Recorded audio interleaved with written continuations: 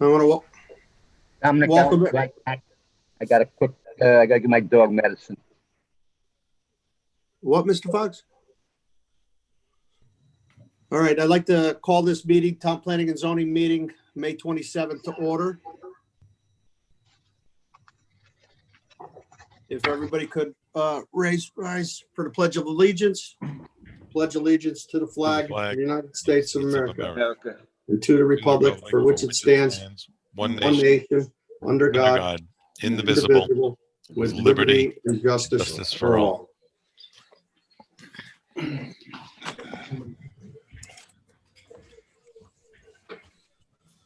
Okay. Okay. Could I have the town planner do the roll call? Yes. Commissioner Braverman, Here. Commissioner Linares. Dave, you're muted. Yep. Yep. Commissioner Gill. Here. Commissioner Haggerty. Here. Commissioner Claffey. Here. Commissioner Woods. Here. Commissioner Sobieski. Here. Commissioner Fox. Yeah. And Chairman Payne. Here. I'm sorry, Commissioner Havens.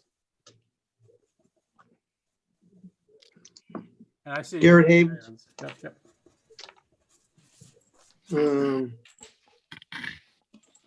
Just showed that he was there. Yeah, he's here. Okay. He is. Okay. Yep, I can see him. Okay. All right. Very good. Thank you. Now I believe we have a approval of the agenda, and if I'm not mistaken, the town planner would like to make a modification. Yes, under town planner report, I'd like to add, and I'll discuss it when we get there. I'd like to add, recommend appointing Commissioner Woods to the Housing Needs Study Committee. Okay. Without any objection, we'll adjust the agenda for that. Any objection? No. Okay. All right. We're at public participation. Just remind everybody to keep your phones on mute. If you raise your hands, I will recognize you, or James will recognize you so that you can unmute and speak. We'll open it up to public participation. Anybody wishing to speak can do so now.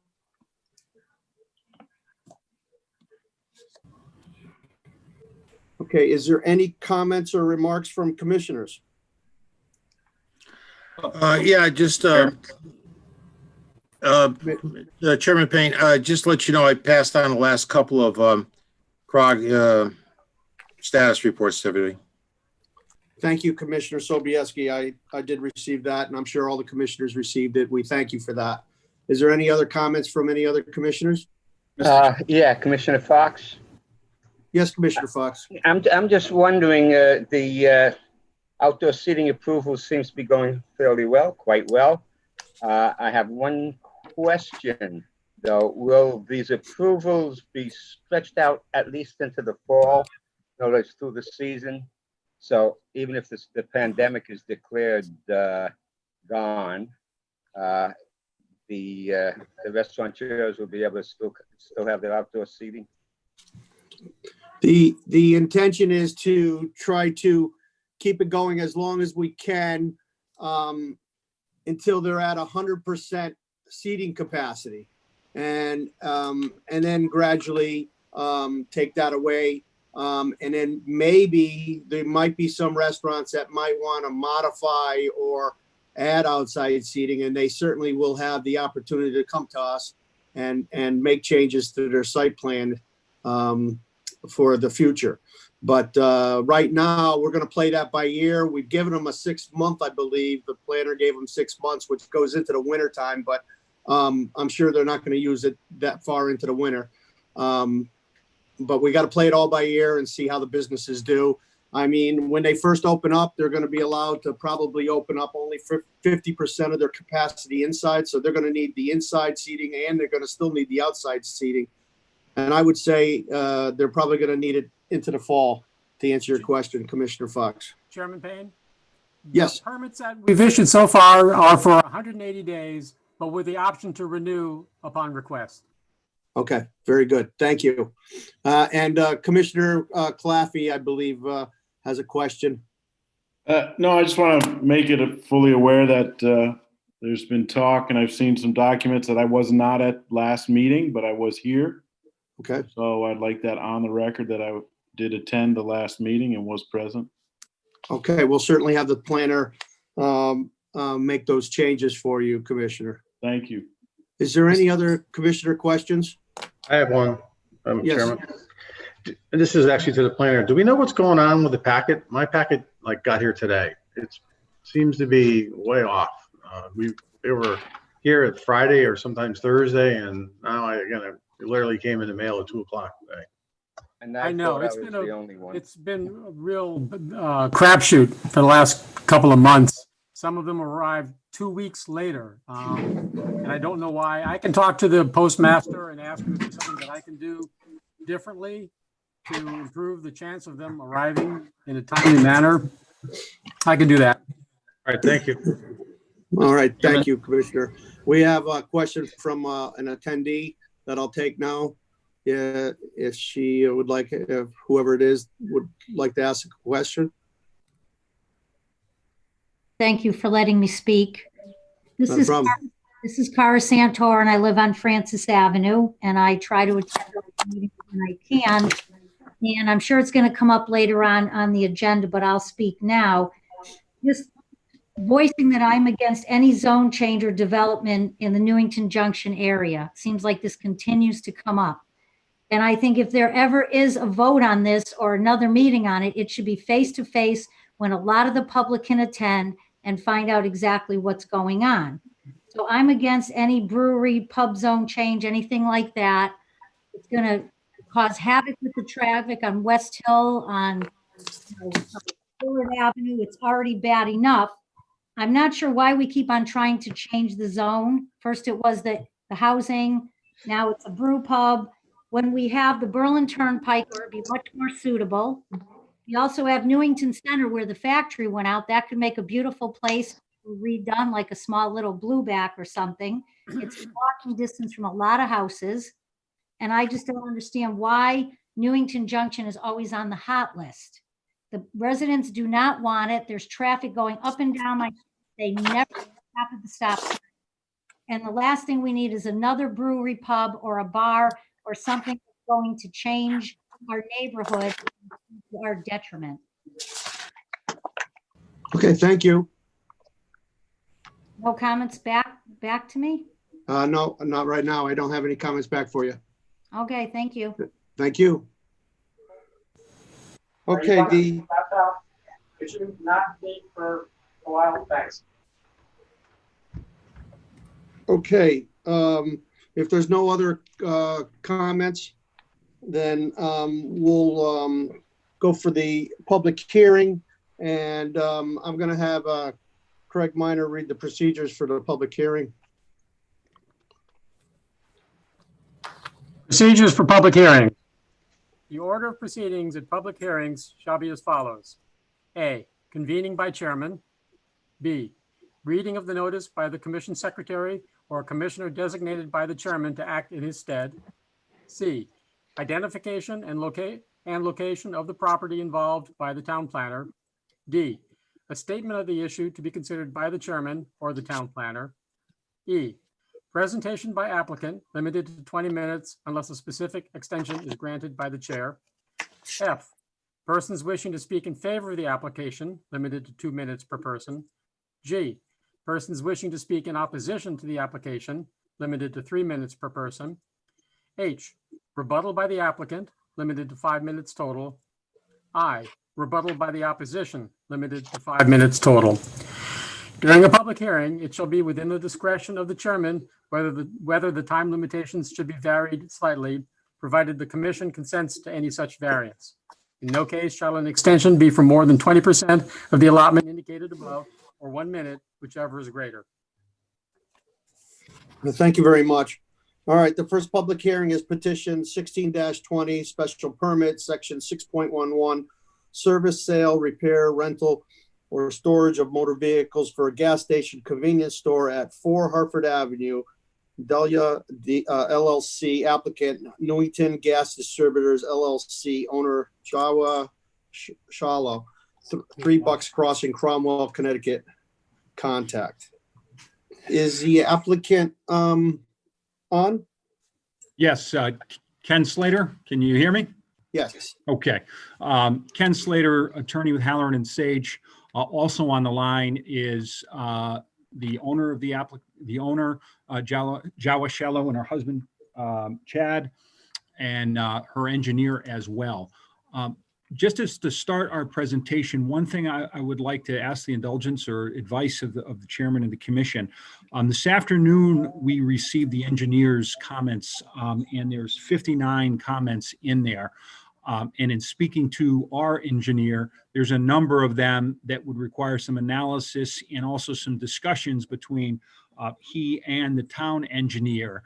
So what we would be requesting, or what I'm suggesting, if it makes sense to the chair, would that be, proceed with our presentation that we were planning to present, but we would ask that the hearing be continued so that we have an opportunity to address the many comments that have been added to the engineer. Sometimes you get an engineer's report that would be very easily incorporated as just a condition of, assuming that you favorably viewed our application, a condition of approval to meet them. In this case, there's some very important substantive ones that the engineer isn't comfortable, our engineer isn't comfortable to be able to speak to all together tonight, and some that hopefully there could be a meeting of minds if they discuss that. Is that approach a reasonable one from the commission standpoint?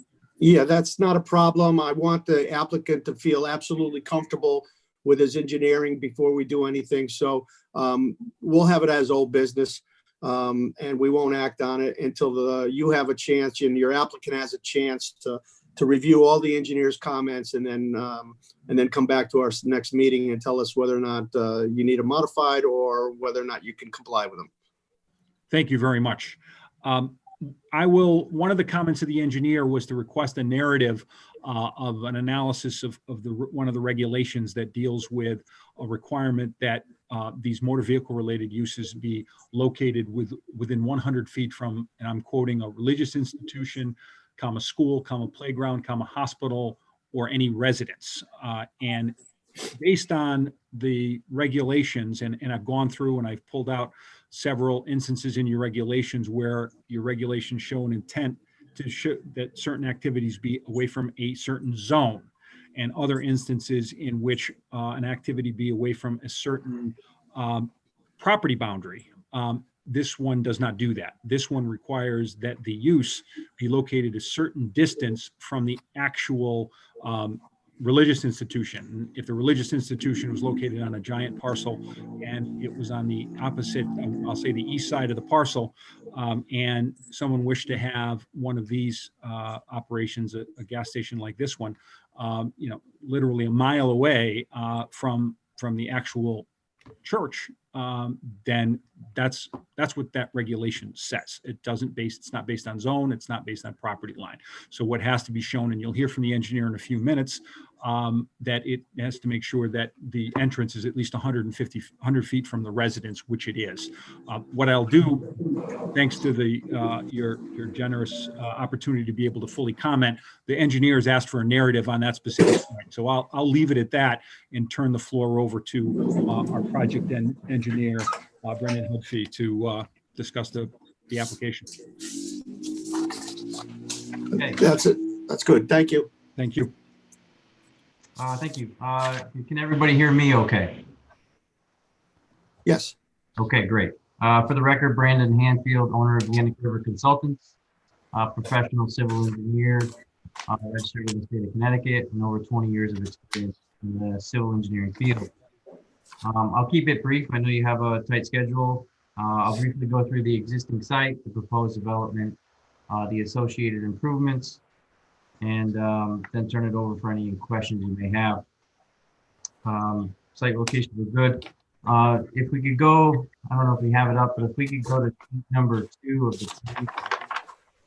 I'll start with describing the existing conditions.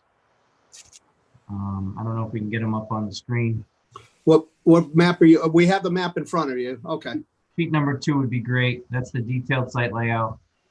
And what you have in front of you, this is an overlay of the proposed conditions over the existing survey that was prepared for this project. And in terms of the existing, they're kind of grayed out behind. So the existing site is about 0.54 acres. It's at the north, to the north of the intersection of Hartford Avenue with Main Street. Hartford Avenue is to the right of the screen. Main Street is to the left of the screen, and to the north of the property would be the newly developed residential property. Just to describe actually the current conditions, it's currently vacant. It is the former location of a gas station that was demolished in 2006.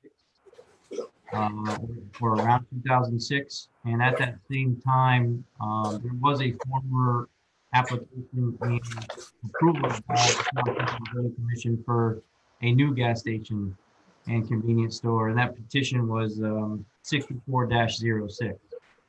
The reason that's important, some of those features still exist even though it was demolished. So in terms of the curb cuts, they are still there, and some of those familiar with the site may know that most of the site connecting to Main Street and Hartford Avenue was a curb cut. So generally, it's hard to point, but generally from the intersection of Hartford Avenue to the south, all the way almost to the edge of our property was a large curb cut, except for one island with a utility pole in it. On Main Street, the curb cut generally went from the intersection where the sidewalk is about halfway up the property. So basically, the original development or gas station was tucked into the front corner, and the entire area, or most of the area, was accessible to the road. Let's see here. So on the proposed layout, what we did was we tried to push the sidewalk. I'll start with the buildings. We have a proposed convenience store along the northern property line.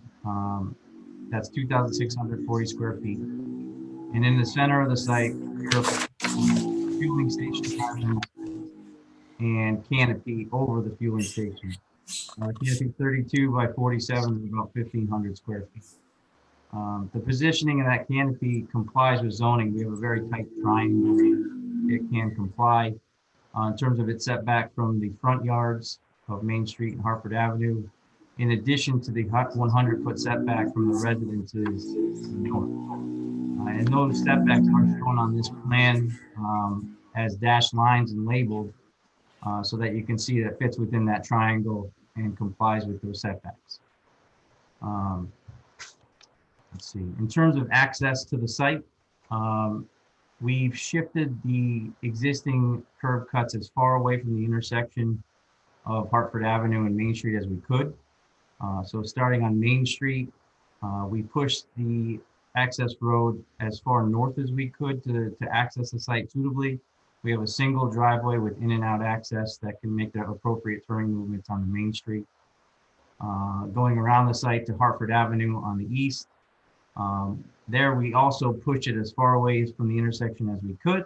And what you'll notice here is we have a single entrance and a single out lane for the development. And one of the comments that came in from the engineer that I want to have a discussion with is why we did that.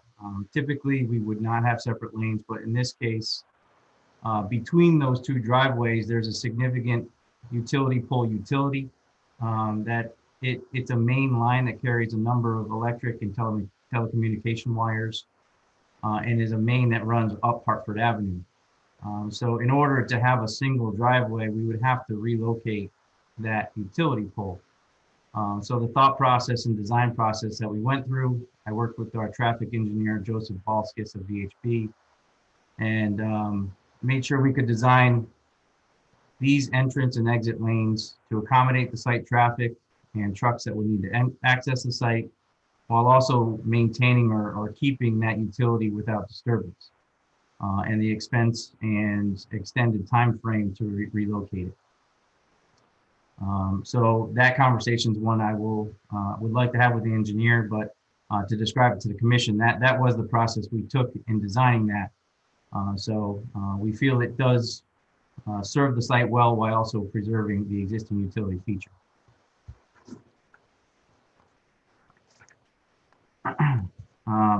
In terms of parking, we have 6 parking spaces up adjacent to the building to the north. There are 8 parking spaces adjacent to the fueling pumps underneath the canopy. And we have 2 additional parking spaces to the south adjacent to the air station. And in total, we have 16 parking spaces, which exceeds your zoning requirements. We also have 1 handicapped accessible space, which also meets the ADA requirements. Pedestrian access, in terms of existing pedestrian access, there is a sidewalk along the easterly shoulder of Main Street. That sidewalk will be extended through where the former curb cut was, and then there will be ramps added at the new driveway cut. The town engineer did comment that one request is that crossing be concrete, and we can comply with that request. Internally, the pedestrian access will generally be around the building, so there'll be a sidewalk along the front serving the front entrance. There'll be a sidewalk around the west side serving the restrooms, and around the rear for the service entrance. Let's see, and then the last item on the site layout generally is the trash and recycling area, which is a dumpster pad to the east of the building. We can go to the next page. We can briefly go through grading, drainage, and utilities. I'll be very brief unless there's questions, but in general, we maintain the existing topography and natural drainage of the site, which was formerly developed. So there's a high point along Main Street, and it generally drains in an easterly direction towards Hartford Avenue. We've maintained that as much as we could, while also trying to keep the fueling islands on a high spot so we don't have storm water rolling across the fueling area. Drainage for the site will all be collected with a new underground collection system and will discharge to the existing system within the DOT right-of-way. We do have a number of treatment areas and structures on the site that comply with the 2004 Stormwater Quality Manual and the town's LID manual. We have 2 filter beds that treat parking runoff and roof runoff, and then in additional measure, we have a stormwater treatment structure before outlet. So there are a number of measures as a conservative approach. Ultimately, the drainage design is partially located within the DOT right of way and will require their review and approval, and we will be seeking that shortly. Lastly, on this plan, the utilities in general, these are just service utilities connecting to either the existing mains adjacent to the site or even on the site from the former development. No extensions are necessary at this time. If we could go to sheet 4, which is landscaping and lighting.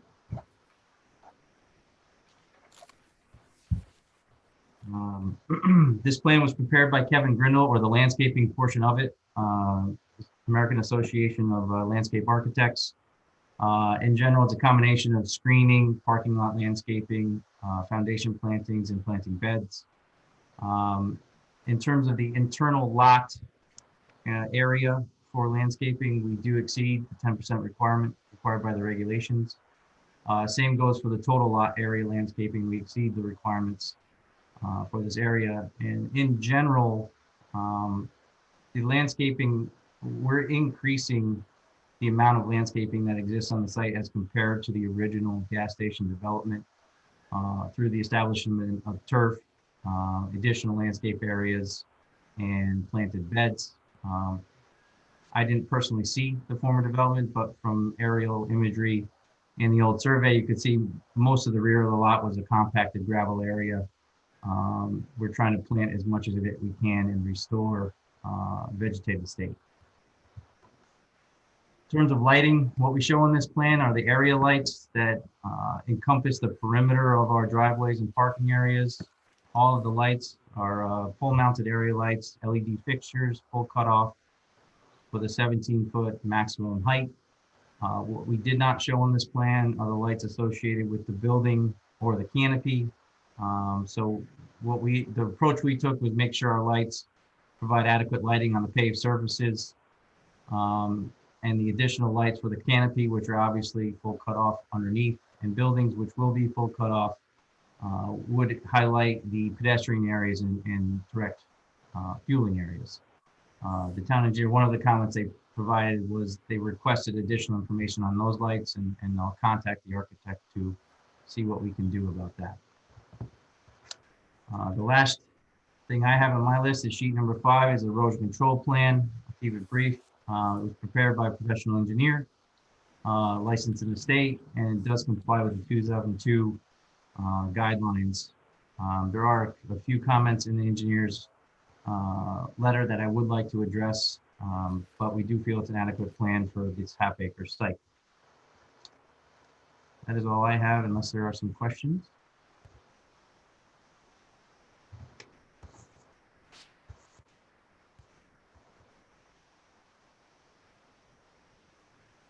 Dominic, you're muted. I'm sorry. Am I doing, am I on again? Yeah, I can hear you. I was wondering, is the applicant have any proposed architectural features he would like to discuss on the building? Is, what kind of material, what it's going to look like, anything like that?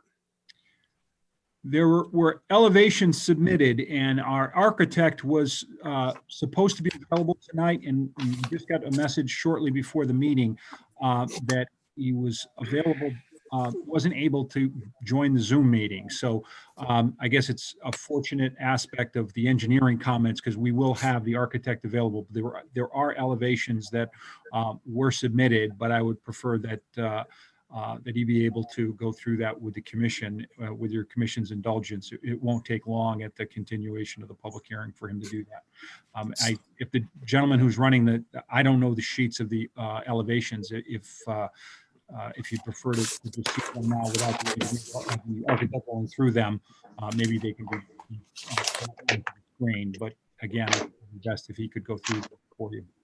Thank you, attorney. Thank you. Is there anything else that you'd like to present to us on this?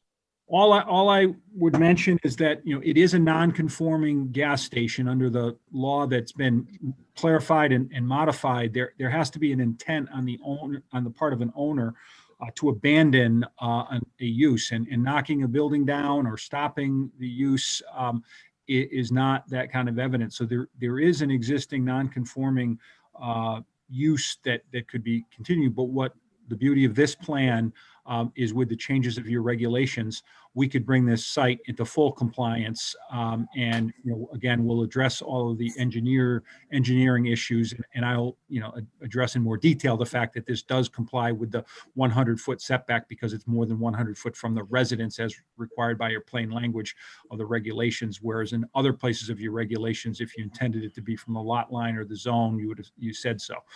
So that would make this a fully compliant plan if your commission, agrees that we've met the requirements of the regulations. So that's all I wish to add. And again, thank you for the opportunity to go through the rest of the engineering, and hopefully we'll be able to button everything up by the meeting in which the engineer's been able to get together.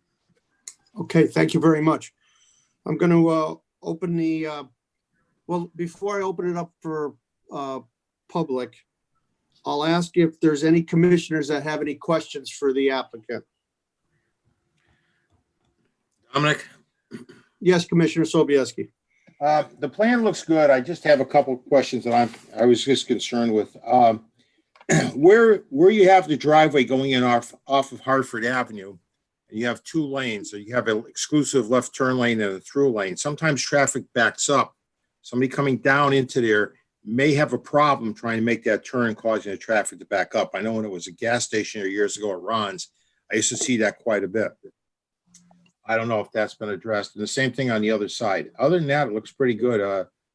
I have no other issues on that other than the safety issue there with the traffic. That's my only concern.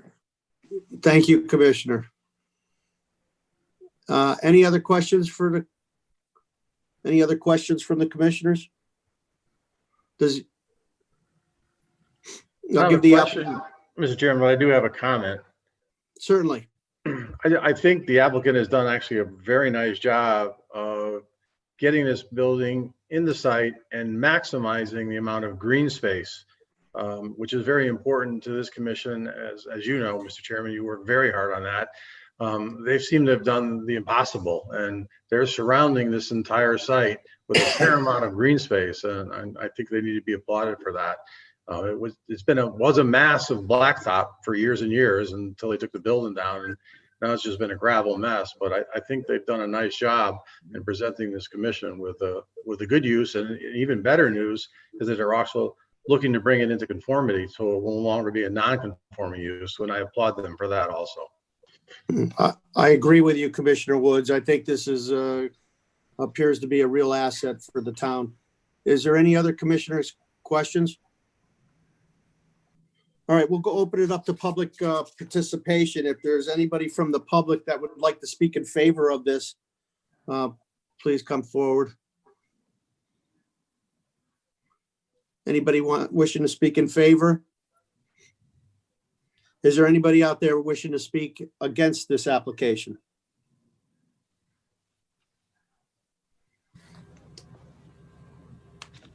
Anybody wishing to speak against this application?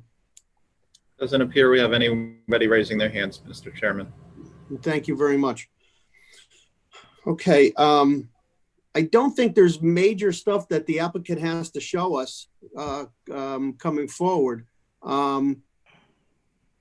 If there's no objection, we could close this and just move this public hearing to old business and not act on it until the next meeting. If there's no objection, we could close this public hearing. Could I be heard, Mr. Chairman? Certainly. My concern with that is after the public hearing closes, there's not supposed to be more substantive information. If the engineer report was just, I need a little more detail on stormwater management, or, I need some I's dotted and T's crossed. But there's three issues that, or at least two of them. One, Mr. Hanfield commented on, which is the reason why there needs to be entrances on both sides. And that was something that we're trying to resolve with the engineer. Another whole handful of comments is a request by the engineer that a bunch of petroleum engineering be done that is very costly, that would be ordinarily done as part of the building permit approval and not a site plan approval. And that the applicant on a small business like this, they didn't intend to invest in all of that engineering related to the underground storage tanks, unless this commission found that the applicant was favorable. If there is any problem with the engineering with the underground storage tanks, if this commission approved this application, the project can't go forward because it wouldn't be able to get the permits to put the tanks in. So there's really no harm to the town, but if we were left to address the town engineer's comments as they're stated right now, that would force the applicant to engage in a very costly exercise. So we're hoping to be able to address that satisfactorily with the town engineer. So there might be new information that we'd have to submit, and so we favor being able to do that. I understand that and I have no problems leaving it open. I just felt that most of those issues were related to the site plan, which is still going to be open. So I don't know if they really relate to the public hearing, but if you feel, attorney. No, I understand you. Good point. Good point, Mr. Chairman, because if you're handling it, and I wasn't fully appreciating that they be handled separately, I do think the comments that we are greatly concerned about really do deal with the site plan. So as far as the public hearing for the special permit, special exception, I don't disagree with you. I think the public hearing could close in that respect, and we could handle everything administratively with the site plan. Okay, and if you could explain the one issue that's really troubling the applicant, that sounds like it's very costly, is that have to do with the holding tanks for the LID or the drainage? What is that? Could you explain that? It's the underground fuel tanks. There's requirements that there be wells installed, a number, and I have to admit, I'm not completely an expert on this, because ordinarily I think this would be at the next phase. The town engineer wanted the engineering done by what will be done. Just to put a number on the table here, the engineering firm that would provide the tanks, I mean, we're talking about a $500,000 investment. That includes the tanks themselves, but they have to engineer it and they have to show that the site would accommodate the wells, et cetera. That's was all expected to be invested in after the fact. Among the 59 comments that we received from the town engineer was that engineering work be done now. And so you'd like to have that separated as a condition then, let's see, how could that be separated? I'm not even sure you'd need it as a condition. It's like there's certain aspects of building construction you're not going to have as a condition to this approval. Your regulations or the zoning regulations, there's nothing in the zoning regulations that requires engineering to be present. There's going to be engineering that's done in terms of the construction of all kinds of buildings. Yes. So it would go along with it would go more for the building department with the building and so on after the fact. And the fire marshal would have to be satisfied that all those requirements are there. So we wouldn't escape compliance with that. But if, this commission, said no, these folks who again have a small business would be forced to make an investment they'd never have to make, but one that they obviously will if you approve it. And then they won't be able to avoid scrutiny with that because it will be reviewed by building officials and can march down to the engineering department as well as the fire marshal. So that's one area of concern. And then the other is the language in the engineer's report said that they prefer one entrance over two. And Mr. Hanfield indicated the reason why. I mean, there's an existing footprint and the existing way that it was managed. And Mr. Hanfield will also address the question that Mr. Sobeski had raised about safety of the entrances. But the very expensive nature of that main utility pole would make it very, very costly to engineer it in a way to have only one entrance. Now, the town engineer used the word prefer. It's not required in the regulations, so that one may not be a big deal either because it's really your commission that's got to be satisfied with it, not the town engineer on that one. So most of the things that the town engineer has on there, I think, are all site plan related. The big picture one was, whether or not we have to do all of that petroleum engineering in advance of getting site plan approval, and also whether or not you were persuaded, if you're not with the idea that we have to have entrance on only one street, then that's an easy one as well. But that was one that Brandon would take time with the town engineer and explain why it was designed this way and why the traffic safety was carefully, they paid careful attention to traffic safety, consulted with a traffic safety engineer, and have prepared a plan that they, that does comply with those concerns. So those were the two big ones that jumped out at us from reviewing through the 59. And I think those still could fall under the category of site plan review, as opposed to the big picture special exception, for which I think you can close the public hearing. Okay, I agree with you. And I think the TPZ is in a position where they want to make it as easy as possible for developers, but still get great products. And I'll agree with you that we can discuss some of these things at the site plan at the next meeting. So I'll continue and I'll ask if there's no other objection. I'd like to close this public hearing and move it to old business petition 16-20. There's no other objection from commissioners? No objection, Mr. Chairman. Okay, no objection. So Mr. could Clark I have has a question. Yes. I just want to make a motion to move it to old business, like you had stated, Dominic. Thank you very much, Commissioner Claffey. So a motion made by Commissioner Claffey. Do I have a second? Second. Okay, motion and second by Commissioner Sobieski. All in favor? Aye. Aye. Very good. So we will move that to old business for our next meeting. And our next thing on the agenda, I want to thank the applicant very much. And the next thing on our agenda is. Good night. Good night. The next thing on our agenda is petition 0620 subdivision amendment, section 3.7 drainage and stormwater improvements regarding LID and residential subdivisions, Newington TPZ applicant. So I'll ask the planner to start with a report on this. Yes, thank you, Mr. Chairman. This was an issue that came up around December or January of last year, when we had a small 4-lot subdivision that technically has to go through all of the LID requirements as a major subdivision. And the commission felt that it was a little bit excessive.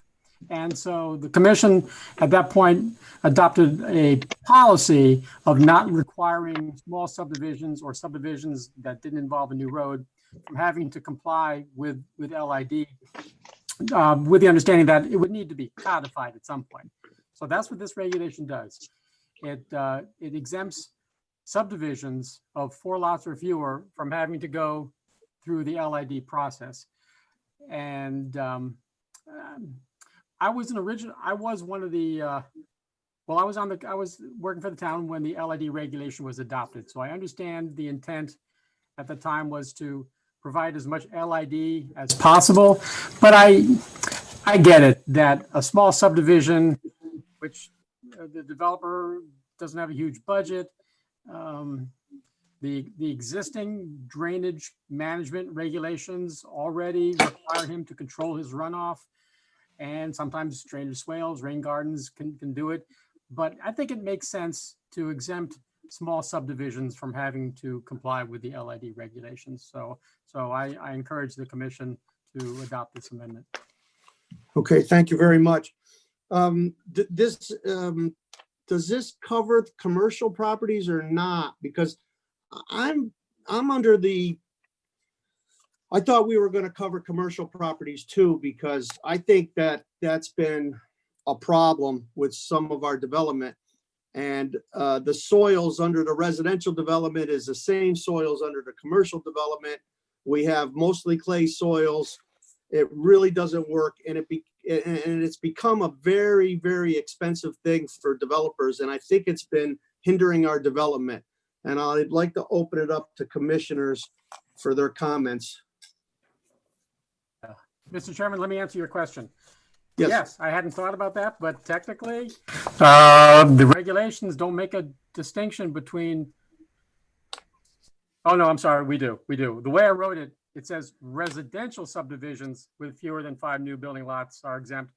If the commission feels along the lines of Chairman Payne, you could delete the word residential and say that all subdivisions with fewer than 5 lots would be exempt from LID. I'm not sure I would agree with that though, Commissioner Chairman Payne. A large industrially or manufacturing subdivisions, let's call it an industrial park. At some point, the developer, the buyer of one of those, let's call them industrial lots, is going to have to go through LID. Homeowners are exempt, but commercial property owners are not. And I think it's reasonable to make the developer go through the expense of designing the LID so the person who buys a lot doesn't get burdened with that. But you got to remember, we're 95% built out. So most of our development is existing industrial areas that didn't have this, and then they have to dig up their parking lots and they don't have the right soils. So I think it's affecting our commercial businesses, but that's just my opinion. I think Anthony Claffey has a question. So Commissioner Claffey, you have the floor. I just wanted to clarify, first off, in your remarks, Mr. Minor, you had said in the beginning of this, before we got in the debate a little bit, you said 4 or fewer, and the write-up you said 5 or fewer for the residential. Is it the 5? Yes, it's 5 or fewer. Okay. And then I would like to get a little more feedback on how we might include more than just residential and put it in there. I mean, I bring up the property over off the Berlin Turnpike where the pizza place across from Citgo gas station. I remember they had a heck of a time before us trying to get as much open space or green space, and LID.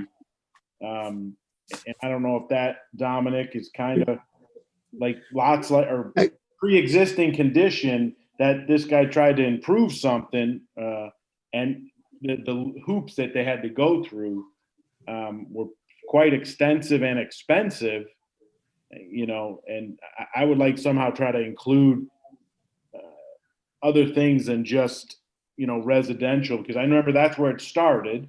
For like a homeowner wants to put a shed in, he had to come in with a calculation on his LED. And again, that was cumbersome to a resident. Would that not be the same concept to a developer trying to redevelop, different areas? Exactly, Commissioner Claffey, well said. I agree with you. I think that was the Chick-fil-A that had problems and it was a overkill. And the soils in Newington don't allow for this low impact development in most of the soils here. And I think it's hindered some of our development. But that's just my opinion. And I think there's been some businesses over on Fen Road too. Some of the newer businesses coming in, reworking the industrial buildings. I mean, any other commissioners have any thoughts on this? Mr. Payne, Yes, Commissioner Sobieski. my only thing is I understand it, and I have really no issues with the residential issue at all, because I do know that, soil in town is pretty bad. And I really don't have anything with the new construction and redevelopment, but according to the way this is written here, and I'm just quoting here, existing unreviewed surfaces areas shall not be subject to LID withstanding anything to the contrary and low impact development and stormwater manual. So if we had a building and the building got knocked down and he rebuilds the building with no change to the parking lot, then he doesn't need to go through LID. If he then tears the building down, finds out he has to go through an issue with the parking lot, either make it smaller or whatever, then he would have to go through LID. Am I correct so far on that? Commissioner Sobieski, I think you're referring to the next zoning amendment, which talks Yeah, about 615. I thought we were just going to try to combine them both. That's what I'm They're questioning. very separate, and I think that's part of the problem commissioners are having with this is that they are very different concepts. I can't hear you, Craig. And if you combine them in your minds, you're going to get hung up. They're really very different. Okay, that's what I was asking, because I thought we were going to try to put them all in the same regulation. Okay. No, one is in the subdivision book, which is a totally separate set of regulations covered by different Connecticut laws. And then the other is a zoning regulation, which we haven't gotten to yet. All right. Any other commissioners? Commissioner Woods? Yes, thank you, Mr. Chairman. I was just getting ready to raise my hand. I agree with both you, Mr. Chairman, and Commissioner Claffey that while I think this is well intended, unfortunately, I think anywhere in the town of Newington, our soils are just not indicative to this type of treatment. So we go through a large exercise and the applicant has to spend a fair amount of money and it just doesn't really work. We disguise it, we're putting in we're retention basins, now we're calling them rain gardens. So we fill the rain garden with a very pervious, typically 3 feet of sand at a pretty costly amount of money. And the water just sits there anyways. I don't think it's working. I think it would be nice if we had sandier soils. Maybe we could do some of this and we would be recharging the ground a little bit better, but I just don't think it's advantageous to us. And I think it definitely is hurting us in redeveloping a lot of the spaces that we have in town. Thank you, Commissioner Woods. Any other commissioners like to comment on this?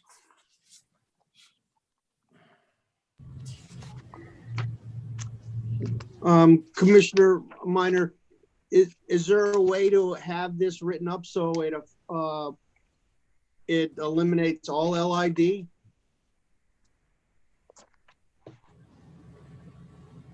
That's substantially different from what's been presented. I think we would have to have a new public hearing on that.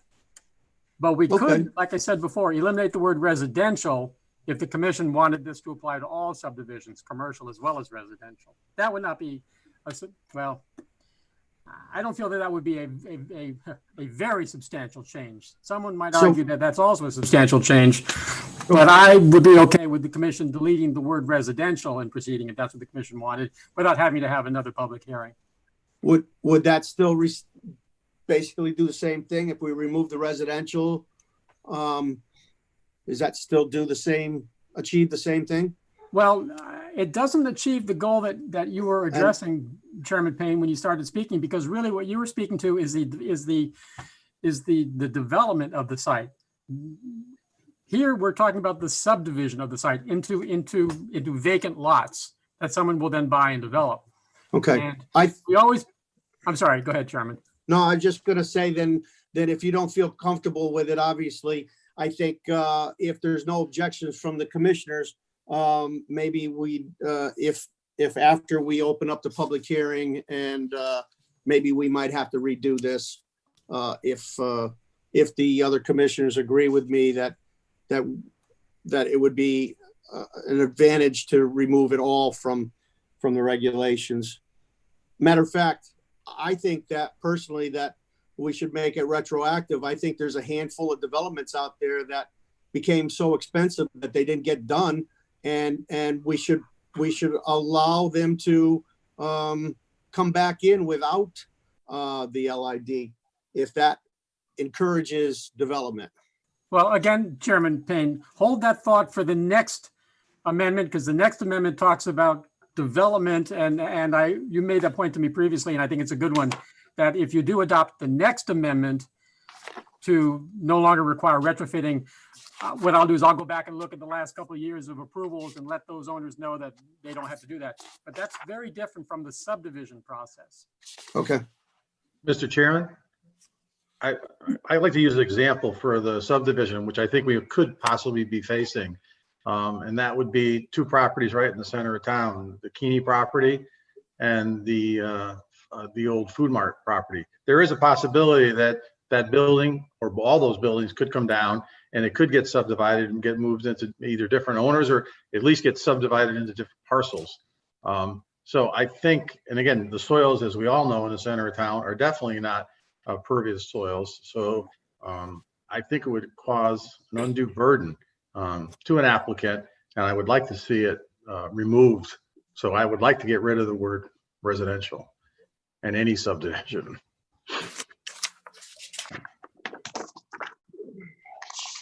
Okay.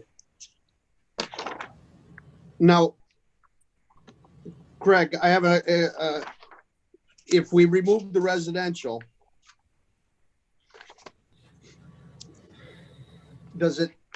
what about commercial buildings coming in? Well, Or, commercial buildings don't come in under the subdivision regulations. okay, they come in They under our site zoning plan regulation. approval. I beg your pardon? Commercial buildings don't come to you as a subdivision, they come to you as a site plan approval. So how would we do something to help that? When we For the get to the LID. next Yeah, amendment. the next one. Oh, That's okay. That's where we'll do that. Okay, very good. All right, do the other commissioners have a problem removing the word residential? No. No, I approve. Okay. Dominic, question for you. Yes, Well, Commissioner. I don't have a problem except for the fact that I can hardly hear Craig half the time, so I really I have don't the same know half of problem. what he said. But I'm not opposed to removing residential. I'll try to get closer to my mic. That might be too close. Dominic. Yes, sir. Commissioner, Chairman Payne. Yes. I just want to, if you guys can clarify, because all of us that are talking have bounced back and forth between the section 3.0 design requirements, which I think are under the residential subdivision requirements. And then we're bouncing over to the next one on 6.15. And I'm assuming that is speaking of the LID requirements as a whole, in a subset of residential that you want to pull out. Is that correct? Not exactly. The Okay. subdivision regulations are an entirely different book, as you all know. I know. And the process that the commission goes through in approving a subdivision, the rules are entirely different. They have nothing to do with the zoning regulations. And when we talk about the regulations, well, let me leave it at that. Those are two totally different. So explain to me how different they are then. Two different bodies of law. Okay.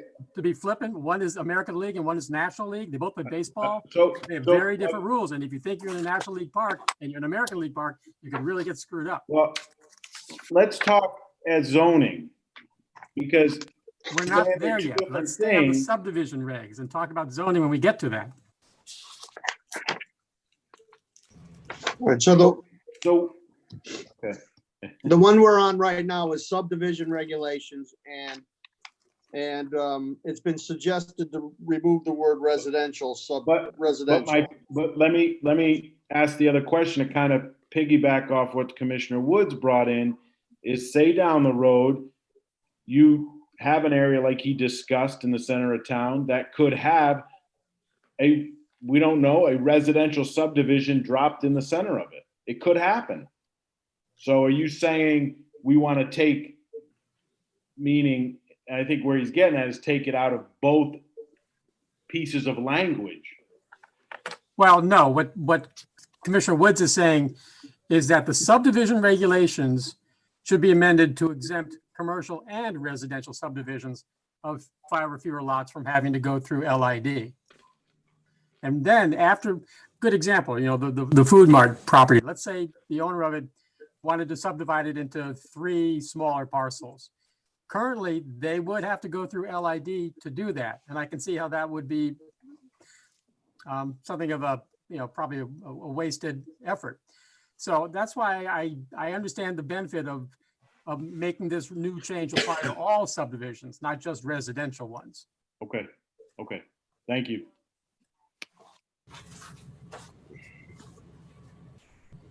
Okay,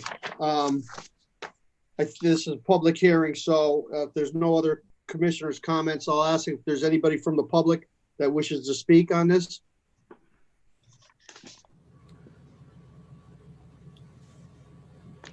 Anybody wishing to speak in favor or against this? No one so far, Mr. Chairman. Okay, thank you.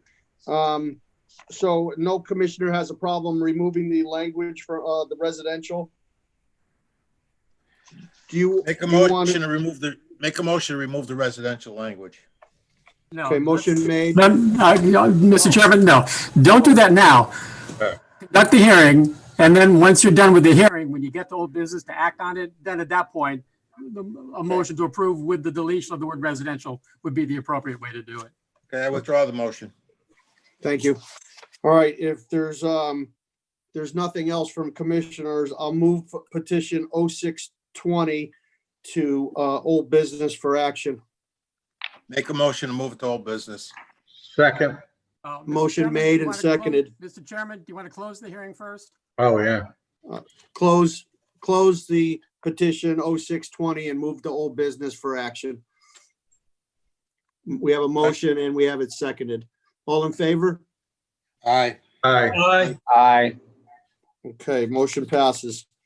The next public hearing is petition 0920 zoning text amendment, section 6.15 regarding LID stormwater management at existing developments. Newington TPZ applicant. Craig? Yes. Now, this is the regulation that when it's enforced, and we don't always enforce it because there's always the loophole in the LID regs that says that a developer only has to comply with LID to the maximum extent practical. And the town engineer is pretty reasonable in allowing developers to not provide LID. But what this regulation does, and we've always had it, is that when a property owner comes in for site plan modification of an existing, let's say, factory, he wants to add on another wing to the factory. Not only does that additional wing have to have its stormwater management designed per LID, the whole property has to be retrofitted to provide LID for the entire site. Now, in most cases, it's being waived by the staff because that's just not practical. That just goes above and beyond. But it would make sense to just delete this completely from the regs so the applicant doesn't have to go to the engineer and ask to be, I won't say waived, but for the engineer to agree that it would be excessive to retrofit the entire site. So you're proposing just to remove it all completely? Well, okay. James, could you flip to the next page, which is the actual text amendment? Could you scroll down to where the bold text is? Okay, there we go. So what I'm proposing we do is add this sentence. Existing unreviewed surface area, in other words, the rest of the lot for a property that's coming in for a site plan modification. Existing unreviewed surface area shall not be subject to LID, notwithstanding anything to the contrary in the low impact development and stormwater manual. Because that's the manual, that's where it makes it clear to developers that they have to retrofit. So this one sentence in the zoning regs basically takes that out of everything. But they still have to comply with some LID. And No. for, let's say their addition. No, Oh, the addition would. Yes, the addition would. Well, I'm in the feeling that I want the LID removed because it's a burden on these businesses. I think there's several of them where we haven't had them do anything because this was such a burden. And, I don't think we should be using it for when they make an addition or their existing property. I agree, Mr. Chairman. Thank you, Commissioner Woods. Commissioner How would we? Fain, Yes, Commissioner Claffey. I've been raising my hand, but I'm sorry. No. That's just the way I do it. I have a concern, and I'm kind of with what you're saying, but I have a concern that in 6.15.3, why we're putting a definition in the body of the language and not at the beginning of the regulation. Commissioner Claffey, what do you mean by definition? Well, you write unreviewed surface area, which is an add to the regulation. No, it's not. No, the Okay. words that are bold underlined, those are the adds. Anything that's normal So font where- is okay. existing. So where are we deleting the retrofit requirement from the regulation? Oh, all right, no, I'm sorry, Commissioner, I don't know So what are we in deleting? your town planner report dated the 19th, which is the page before, it says the attached amendment to the LID zoning regulations to delete the retrofit requirement. But what is the retrofit requirement? Oh, that's just what we call it. That's not a technical term. That's just what we've been calling it. It's just a common parlance. So the retrofit requirement, is that something, am I missing that there was never a requirement? Okay. I don't know how to answer that question. This requirement has always been there. And what we're now proposing to do is eliminate it. So the term retrofit has nothing to do, it's just a term that the engineering department or. No, it's just what I'm calling it. So rather than the phrase existing unreviewed surface area. Help me, commissioners. So would we be deleting that then? Can I give it a shot? I think what he's trying to say, Commissioner Claffey, is when he refers to existing unreviewed. So if you look at a parcel, any parcel with a building on it, we're going to add on to that building, right? So right now, the building, the addition would have to come under LID. Gotcha. The rest of the site might have to come under LID and might not, depending on the engineer's feeling that day. This would now take the rest of that site and remove it from the regulation. Am I correct? Yes. Okay. I'm just saying because we're still leaving words in there that are a little confusing. So I appreciate the clarification, Commissioner Woods. Thank you. Any other commissioners have questions?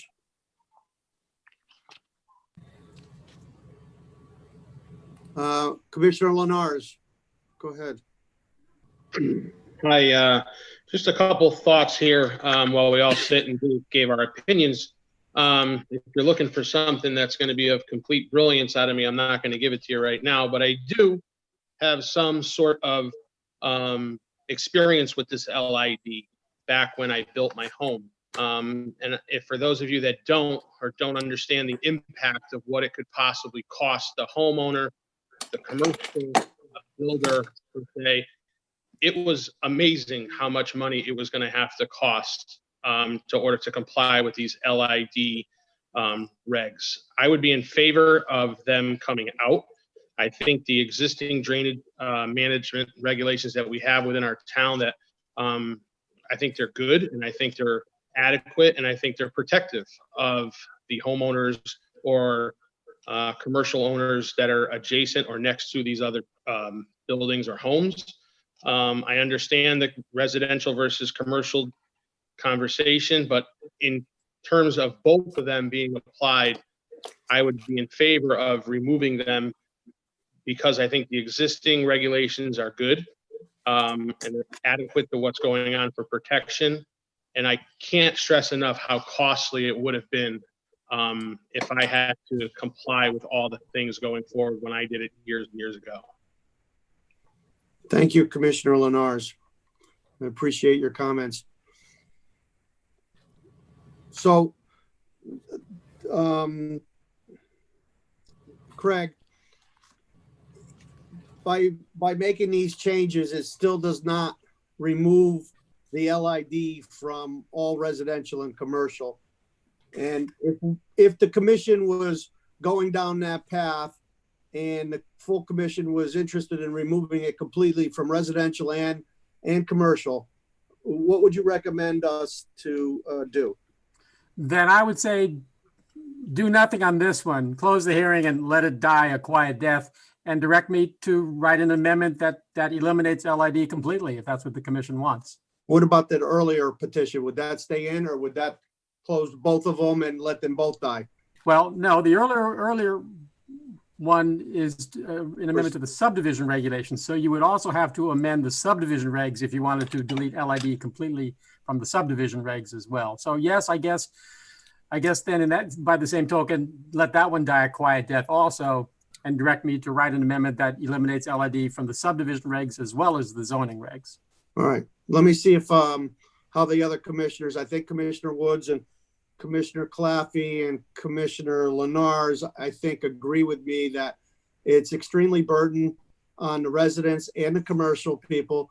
I think it's been hindering our development, and most importantly, our soils are not compatible for this type of drainage. So I have Commissioner Haggerty would like to speak. Go right ahead, Commissioner. Thank you.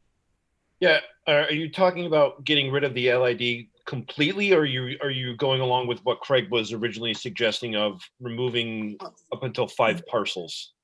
I would like to remove it completely from all residential and commercial development. We have other drainage requirements that I think are sufficient, and I think this has been hindering some of our development, and our soils are not compatible.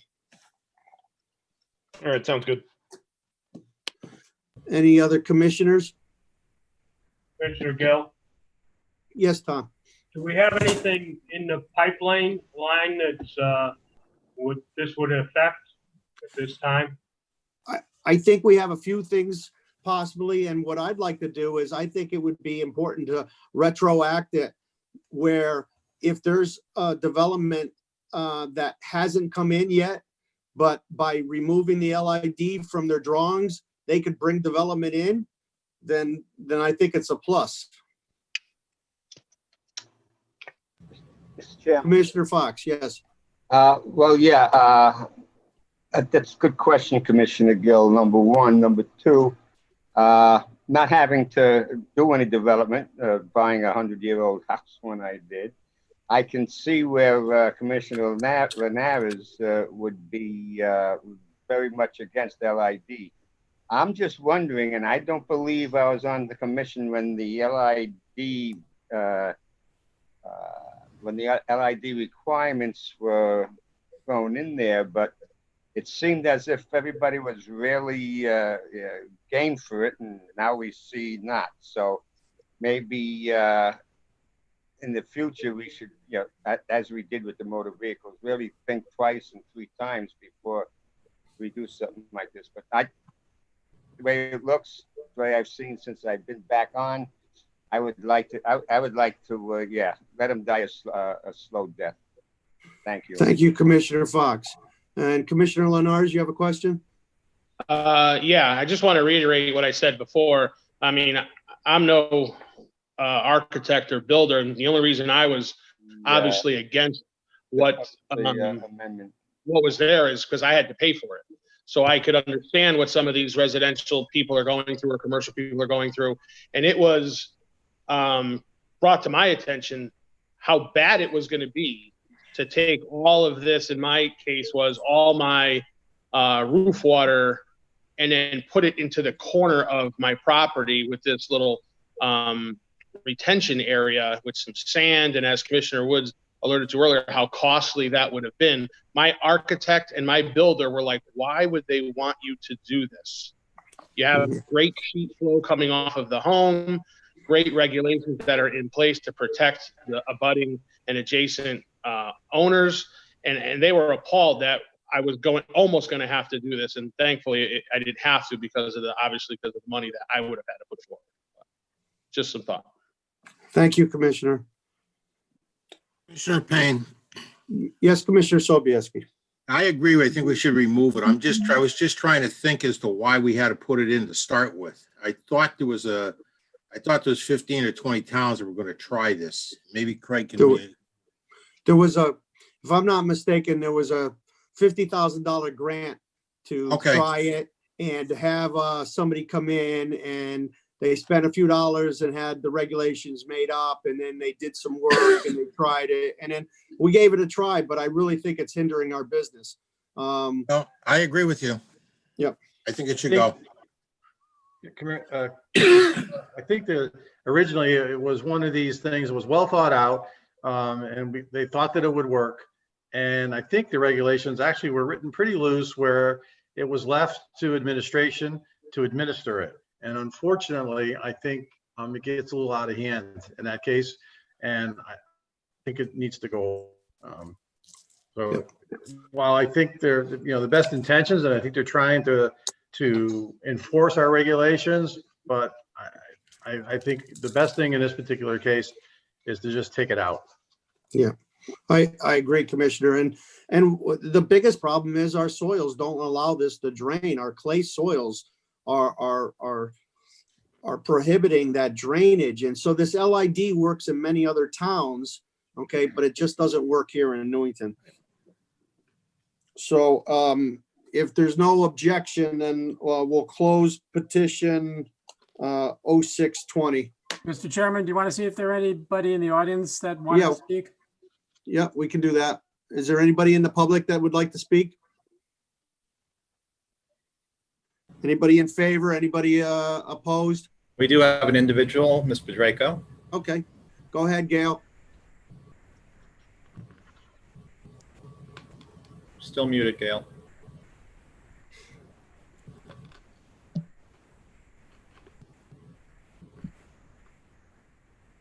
Am I muted or not? There you go. No, you're all set. Okay. Hi. Yeah, I remember all the discussions that, were going on years, past years, months, whatever, about this LID. The only thing I'm wondering about is, wasn't conservation and wetlands at least a part of it or a party to it? So just as a courtesy, I was just wondering whether you should either notify them or let them know that this is going to be done or going to be considered, because there's always been issues about communications between different commissions in town. And I know that they would be interested in this perhaps. So just a thought, if you can just kind of let them know what you're considering, or let them know if you're going to have a public hearing on this. Great point, Gail. I appreciate that. And we'll have the town planner notify those two commissions. Thank you. Anybody else like to? Yeah. Yes. Speaking on the Wetland Commission, I believe they can have their own requirements for LID for the permits that they issue. And if in fact they want to move forward with that, because they tried a few years ago, they then bring those motions and amendments to the council, and the council needs to approve it for them to move forward. Thank you, Commissioner Woods. Yep. If there's no objection and there's no other further comment from anybody, I'll ask to close petition 0620. Make a motion close 0620. Okay, a motion from Commissioner Sobieski and Commissioner Fox, I believe, has seconded it. Correct. Any discussion? All in favor? Aye. Aye. Opposed? Motion carries. So close petition 0920. Okay, the next petition is And 20. 10-20 zoning text amendment for section 3.11, 3.16, 3.17, and 9.2 regarding breweries and brew pubs, Newington Town Planning and Zoning applicant. I'll ask the town planner to give us an overview on this. Yes, thank you, Chairman. The Newington zoning regulations do not currently allow brew pubs. And this is, well, there are a lot of businesses or a lot of activities that aren't expressly listed in the zoning regs, but we find a way to deal with them through other regulations. But this is different. The typical brew pub, as I said in my memo, is a hybrid of two activities that normally the zoning regulations wouldn't want to take place in the same place, namely manufacturing, which is what the brewery process is, and restaurants. So that's why if we want to be able to have brew pubs in Newington, we need to amend the regs to create the opportunity for brew pubs. Now, if someone wanted to open a brewery in an industrial zone, well, other than site plan approval, I'd give them a permit tomorrow because brewery is just another manufacturing activity. But when you combine a brewery with a sit-down cafe or a restaurant, that's something different. And that's why if Newington wants to jump on the bandwagon and get a brew pub or more in Newington, we would need to amend the regulations. Now, as I was saying to Commissioner Sobieski earlier today, Newington has what we call pyramid zoning regs. So if you look at the amendment, you notice that I only propose changing the special permit regs for the B business zone. That's because anything that's allowed in the B zone is also allowed in the Berlin Turnpike zone, is also allowed in the PD zone, and I think even the town center zone. So that's why, although the amendment only references the business zone through the pyramid process, this would make brew pubs allowable in pretty much any commercial zone in Newington. Not literally, but pretty much any zone in Newington. Thank you, Craig. Anthony, Commissioner Claffey, you have a question? I have two questions for this. We brought, Mr. Planner, you spoke of the sale of alcohol, the manufacture, and the food. So I wanted to just get some clarification because you can go into a brewery that just sells its own product with no food. And then you can go into a business that you're saying can do all of that above, sell food, sell their beer that they manufacture on site, and still just manufacture and sell it out to distributors, etc. That was my first question. Is that what you're wrapping this all into, so that so that someone could say, okay, I'm going to open a facility I'm just using the North Mountain Road in a manufacturing plant, and then they're like, oh, well, I can have a little retail establishment so I'm front to sell my beer by the can, by the bottle, and then I want to have it where I can drink on site. And then you want to be able to mash in, oh, I can sell food or have a restaurant come in. I'm trying to just clarify your food aspect for this. How about a food truck, added food trucks? Well, let me address Commissioner Claffey's first point about a brewery that sells some of their product on site. Technically, if somebody wanted to open a brewery in Newington today, I'd be fine with that, but I would tell them, but you can't sell them. And I'll use the analogy of a dress factory. If someone wants to manufacture dresses, they can't automatically retail them from the front of the store. Yeah. I would probably work with them and call it I don't know, like some word for it that's not strictly retail, but secondary and accessory to the manufacturing. But the sale, even for consumption off premises, of beer is not something that I would automatically let someone do if they had a brewery in Newington, unless we had this rule. This rule would make it possible for them to be able to sell for consumption offsite. Now, let me add their product. Let me ask you the second part of this question. Many, many years ago, before in front of Lowe's, there was that place called Hops, which was a restaurant and a brewery. That's right. So they didn't, I don't know if they, correct me if I'm wrong, did they manufacture the beer on site and Yes. sell it? But they didn't allow it to be sold like traditionally now, where you could come in and get a growler filled, order no food, and walk out of the brewery. It was more of a sit-down restaurant with a brewery attachment. They sold their own manufactured beer on site. So you brought up earlier about like the exemption of if it's in a B district, it's included, unilaterally.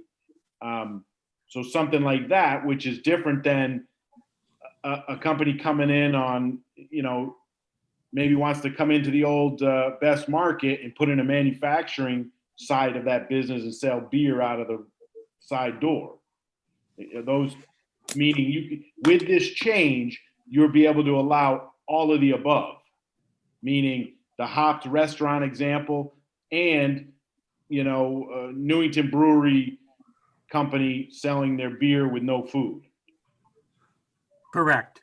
Okay. Yes, and your earlier point, which is a good one, about how was Hops able to operate, that's before my time, so I don't know. My guess is Ed Meehan wasn't as strict as I am about having things in the right place at the right time.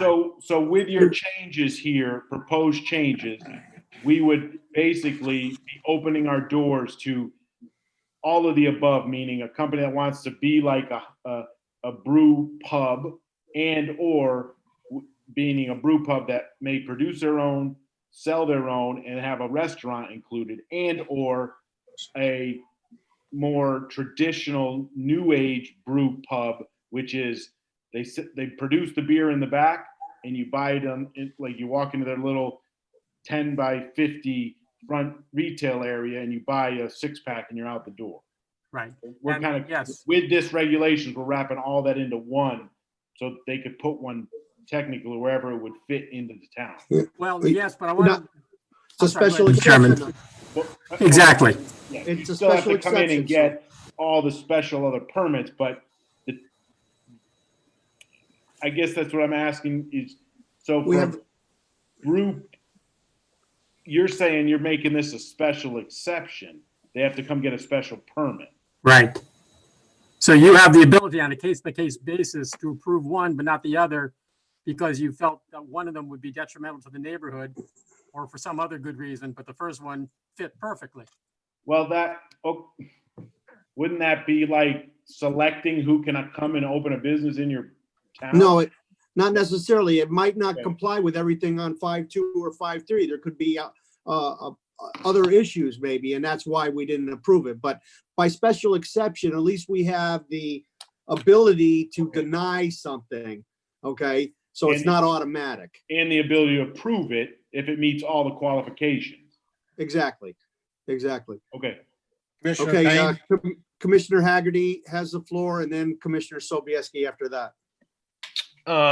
Mr. Planner, I guess, what is the language as it's written today? What is legal in Newington?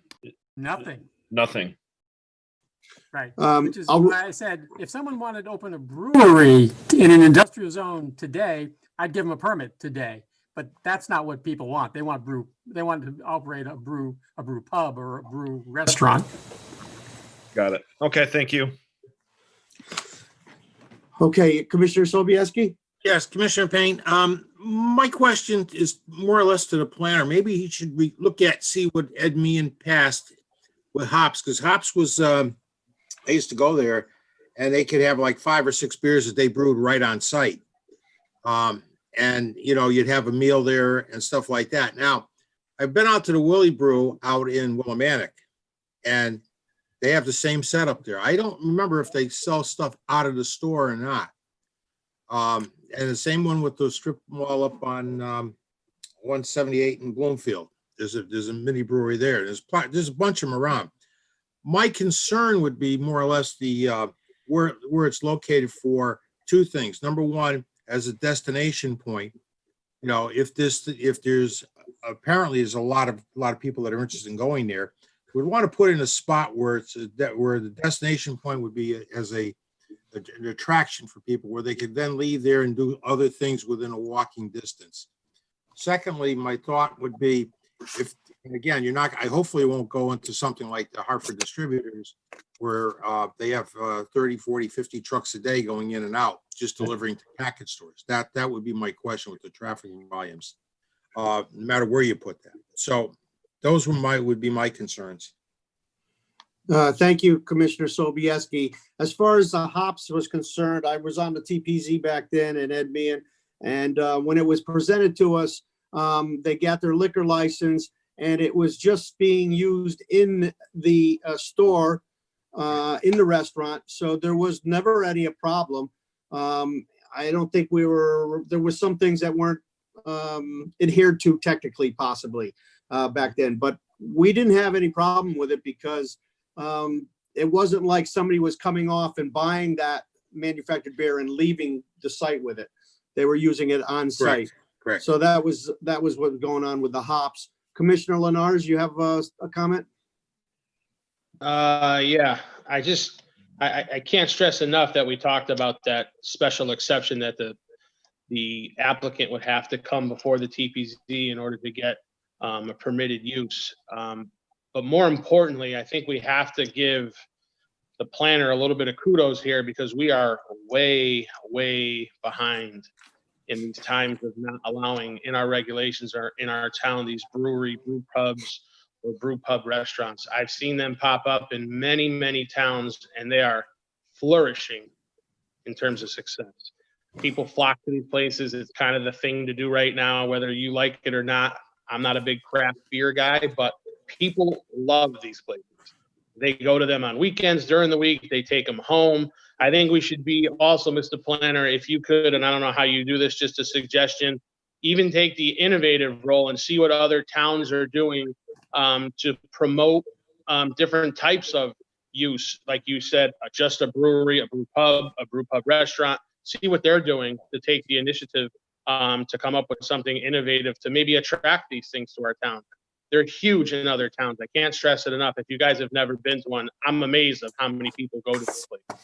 So I think by taking the steps forward to make this special exception, the people come before with the special exception, I think is great. I think it helps us, and it helps, like Dom said, the people around them to make sure it's appropriate to where they go. Thank you, Commissioner Lenars. Great points. I appreciate it.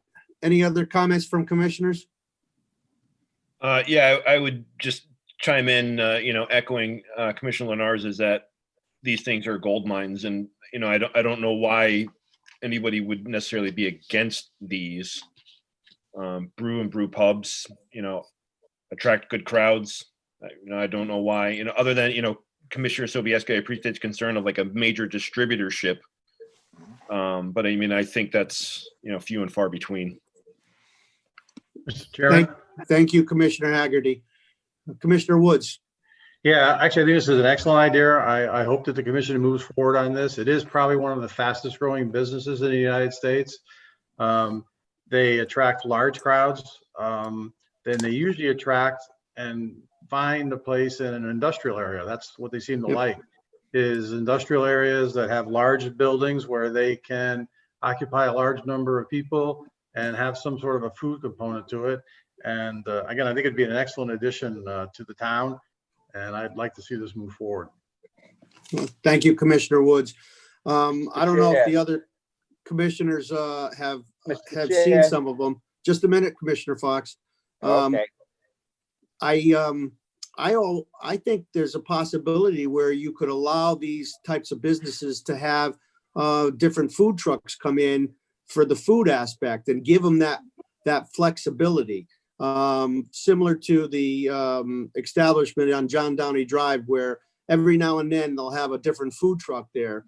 And that could be a possibility, because we've had a difficult difficult time finding a place for some of the food trucks. So this could be an opportunity for the food trucks and the breweries, and possibly provide some additional businesses for our grand list.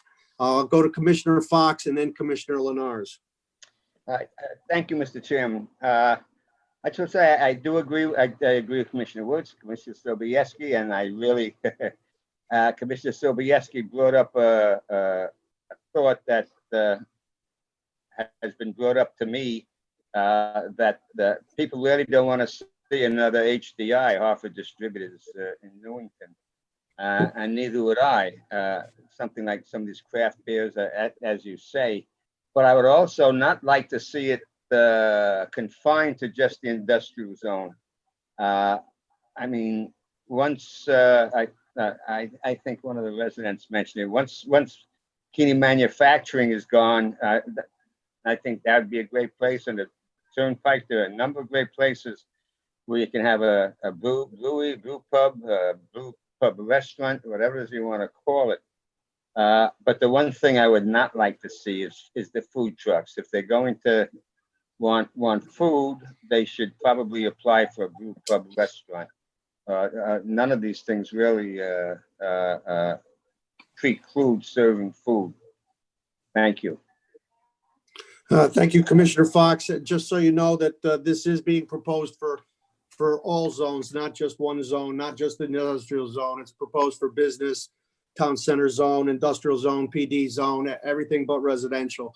I think, was there another commissioner that had a question? Yes. Commissioner Lenars.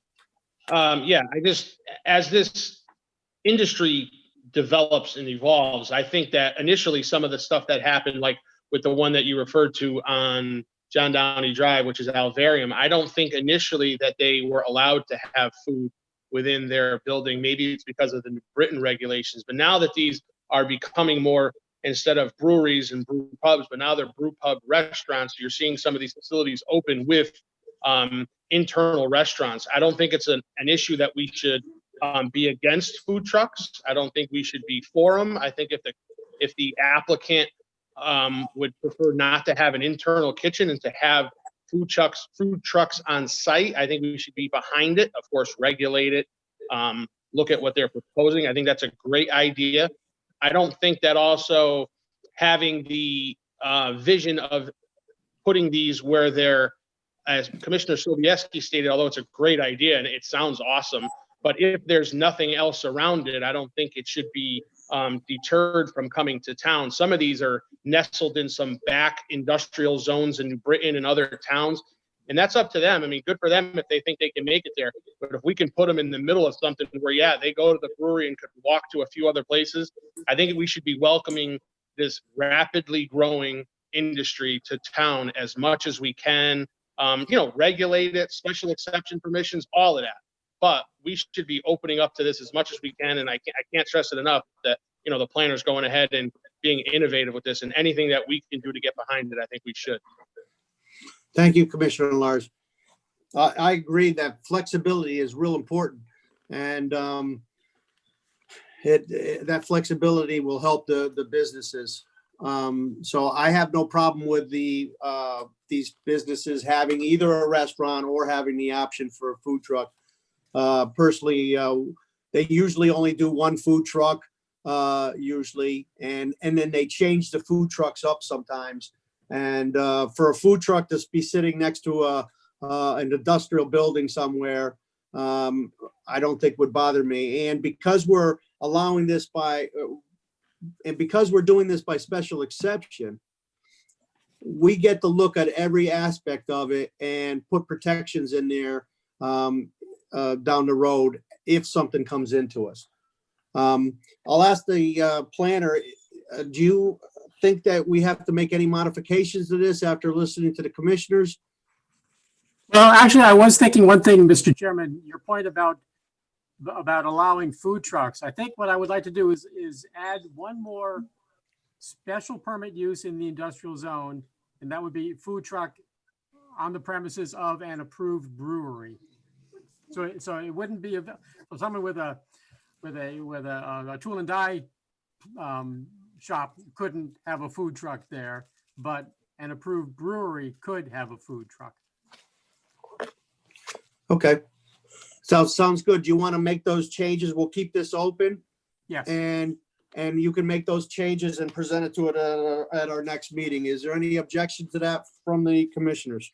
The question, clarification. Yes. Mr. Planner, putting in that additional verbiage for food truck, when you use the word just brewery, could you also include that in brew pub? Because they're two separate Yes. entities. Okay. Yes, good point, Commissioner. All right, thank you. I have just a quick question, Chairman Payne.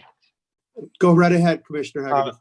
Just to Commissioner Sobieski and Fox, forgive my naiveness, but what is that distributive that you guys were talking about that you're concerned about? That was the Hartford distributor in Manchester, where most of it, I think it's Budweiser. I forgot how many other companies are in there. They go out and all the package stores and bars and deliver beer and stuff. That's what I was referring to. You're concerned with that, this business potentially would grow too big? Is that what you're concerned about? Yeah, they're a wholesale distributor. Right, they're wholesale. That would be my concern. If would it be something like the HDI out there? That's all I'm questioning. Yeah, and we have the ability through special exception to only allow that where it's appropriate, because that would be a big facility, something like that. And I don't think that's really the intent of this regulation. Am I correct, Craig? Sorry. Well, actually, if a major distillery wanted to open in the industrial zone, that's permitted. It's because it's a manufacturing process. And if they were so successful that they put lots of trucks on the street taking their product around the state or the country, I'm not sure that's a bad thing. They would only want to put their business on a major street.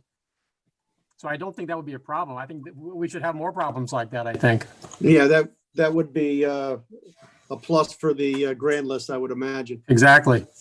Yep. Commissioner Claffey?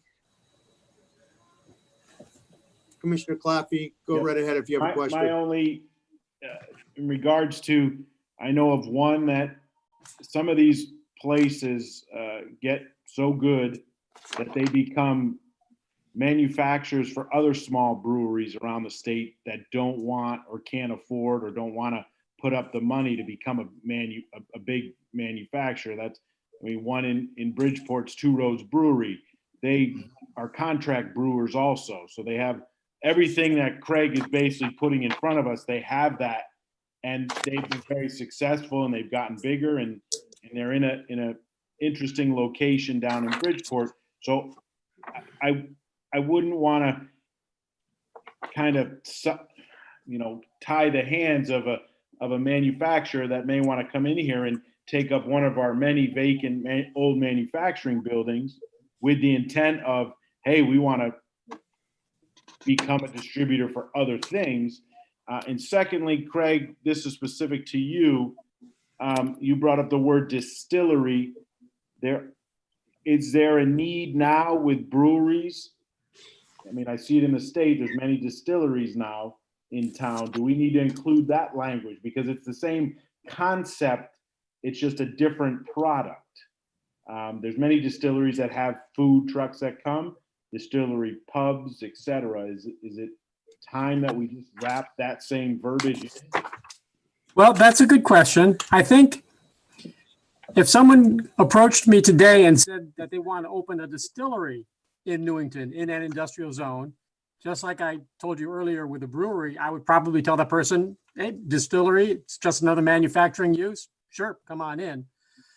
So if you want to be really proactive, I guess I could add a definition of distillery so that if someone does want to do one in Newington, the regs would already clearly demonstrate that the TPC is open to a distillery as well. I could add that.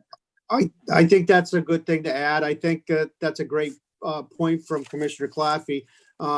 There's I think there's been some small ones that have popped up with food. Excuse me, if I'm not mistaken. So it's just another tool in our toolbox where we can try to bring some businesses into town. So if you could do a little bit of research and make some changes to this for our next meeting, that would be good. I'm going to open this up for public comment. If there's anybody on the public that would like to speak, you're welcome to do that now. Anybody in favor, anybody against, anybody would like to speak?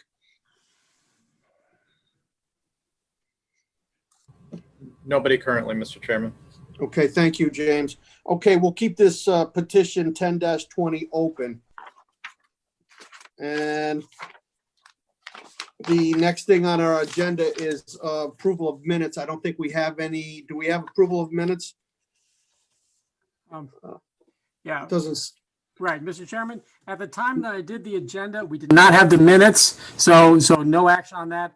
But to address Commissioner Claffey's comment earlier, I did check with the town clerk, and yes, Mr. Commissioner Claffey, you are there. So when we do get minutes to be approved, if I'll either ask Noreen to revise them, or when we approve them, when the commission approves them, with the correction that Commissioner Claffey was there.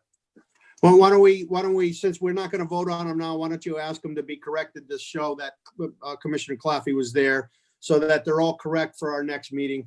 Okay. Please. I will do that. Thank you. And the next thing under new business is petition 17-20, but I believe that applicant has left, and we're going to be talking about that at our next meeting. So I'll move to old business, and we don't really have anything that we're going to act on. And we have nothing under petitions for public hearing. Under the town planner's report, we have a need to put somebody on the housing needs study, and I would strongly recommend Commissioner Woods, and he has shown interest in this, and I think this is a very important committee coming up.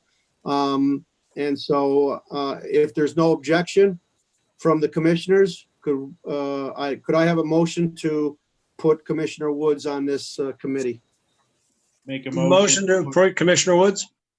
Motion made. Who made that? I think it was Dave, both of us. Okay, Dave, and a second from Commissioner Claffey. I'll second it. Thank you, Commissioner. Any discussion? All in favor? Aye. Aye. Thank you, Commissioner Woods. I greatly appreciate your help. Thank you, commissioners. Okay, anything under communications? Maybe under communications, we could also give an update on any of the restaurant openings. Yes, Mr. Chairman. When I prepared my report a week or so ago, at that point, we had approved 7 requests. But since then, we've approved, I think, 2 or 3 more. I know I sent everybody an email a couple hours ago with the 2 most recent ones, Plaza Azteca and Stu Leonard. And if anybody has any questions about any of them, I'd be happy to speak to them.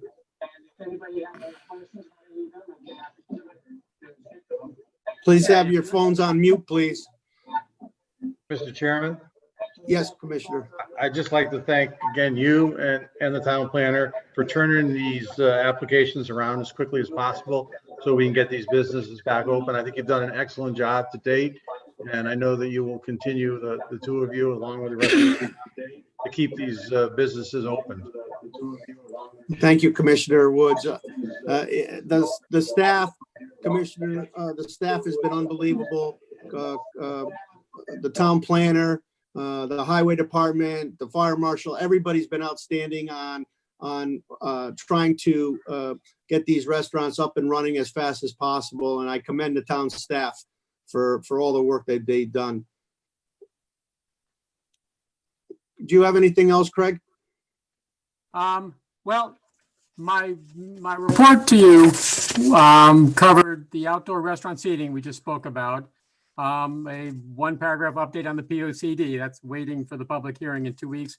And then I spent a couple pages talking about a couple of regulations that you've asked the staff to look at. The personal business regulation, which is which is the way people with small businesses are allowed to conduct them from home, from the kitchen table, and the commercial vehicle in residential zone regulations, which sometimes become conflated and sometimes become problematic. So, as I said, I prepared a long memo discussing the issues. If the commission wants to discuss it, we can. Not concluded, but in the part of my memo, I say, I suggest TPZ consider amending the quote, personal business, end quote, regulation to allow landscaping contractors, so long as snowplows and any other heavy equipment is kept either in the garage or on the driveway and not in the yard. Technically, if you're a landscaper, you can't have a personal business because by definition, you have special equipment and you can't use special equipment and be eligible for the home business regulations, catch-22. And yet that's probably the lion's share of our small operated from the kitchen table businesses, our landscapers. So I'm suggesting you consider changing the rule that prohibits special equipment as they would apply to a landscaper. And then the other big thing I'm suggesting you go back to, and people who've been on the commission for a few years, I know Commissioner Claffey remembers this painfully.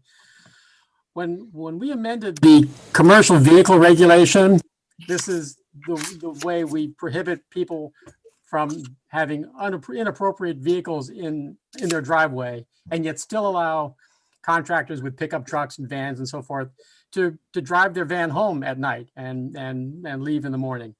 But the regulation we came up with quite a while ago has become a monster, as I say. It's complicated, it's confusing. We get into a lot of debates with homeowners and with neighbors who don't think we're enforcing it correctly. So I would strongly suggest the commission direct me to really streamline it. And I'd want you to read it yourselves quite carefully first, but I really think it should be streamlined. Okay. I think on this, maybe it might be helpful for us to review some of these things as you come up with them informally first before we put it on the agenda. Is that possible? Certainly. Yep. Okay. Yep. All right. And there was one other thing going back to the restaurants. There was Subway there, and we proposed a location for them. But I think it was the day afterwards, there was an executive order allowing the DOT allowing restaurants to put seating in the DOT right away. So Subway requested 3 picnic tables on the grass, which happened to be the DOT right away. At the time, the planner and I gave them a different option. But because of that new executive order, if the planner doesn't have a problem with it or the other commissioners don't have a problem with it, I would allow them to do that. Well, actually, Mr. Chairman, I think I do have a problem with that. I saw the executive order you're referring to, and I believe, I'm pretty sure, that order was referring to a situation in, I forget what the town was, Willimantic or some town that had a main street that was also a state road, and the restaurant owner Route wanted 66 tables on the sidewalk, which was technically in the highway right of way, and that made perfect sense. On the Berlin Turnpike, though, with cars zipping by at whatever 60, 70 miles an hour, I think having a table by the side of the road would let's not paint the picture like the table's next to the side of the road. The right of way there is over 60 feet wide, and it was on the grass area just off the parking lot. But if you're not comfortable with it, then we'll keep them with the options that we gave them. Thank you. Commissioner Haggerty, go ahead. A question, Mr. Planner, and you were talking about the personal business and landscaping contractors. Would heavy equipment, could a backhoe or another loader fall under that category of heavy equipment? And if so, does anybody else have any problems with people keeping big giant loaders or backhoes in their driveways? I'm just curious what anybody else thinks about that. I think that's a good point, and I think that's something that we're going to have to discuss because that will come up. Yeah, and a snowplow is one thing, but and some of this stuff needs to be put possibly on the sides of their house under barricaded with a fence or screening, you know, there's a lot to this, and that's why I think we need to review it informally before we propose something. Thank you, Commissioner Haggerty. Commissioner Claffey? I just want to reiterate, I think it has to be reviewed a little more, to just try to pull out like a landscaper as an instance of a snowplow is kind of, you're picking what businesses can kind of operate under this, or what operation of a vehicle, or your classification of a vehicle. I don't think a snowplow is a vehicle. It's a secondary part. And I think this, as I've said for many, many, many, many months, is something that I don't think is something to take lightly. I think we need to, hash it out, get a little more deeper into this, but also not put it on the back burner per se. But I think this is more geared, since Newington has an abundance amount of small business owners with vehicles, et cetera. And I don't know how keen it would be to try to discuss this in depth over a Zoom thing.